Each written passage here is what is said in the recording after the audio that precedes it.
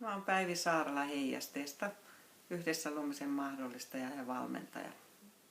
No, johtajuus, se on erilaisia kohtaamisia. Ja yleensä se vaativin ja vaikuttavin kohtaaminen, se on kohtaaminen oman itsensä kanssa. Mutta se on myös hedelmällisin, kun tunnet omaa ajattelua ja omia toimintamalleja, pystyt mahdollisesti sitä hieman muuttamaan ja saat ohjausvoimaa siihen sun johtajuuteen.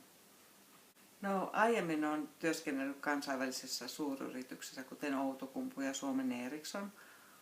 On ollut monenlaisissa erilaisissa tehtävissä, muun muassa luottamushenkilönä ja johtoryhmän jäsenenä. Ja kokemuksesta tiedän myös sen, että pienillä asioilla voi olla tosi suuri merkitys. Muutos ei aina vaadi euroja. Valmennuksissani käydään läpi ajattelun ohjausvoimaa ja toimintaasi, uskomuksia, odotuksia, tunteita ja tarpeita, joita meillä kaikilla on. Hienoinkaan strategia ei lähde toimimaan, jos tunteet ovat sitä vastaan.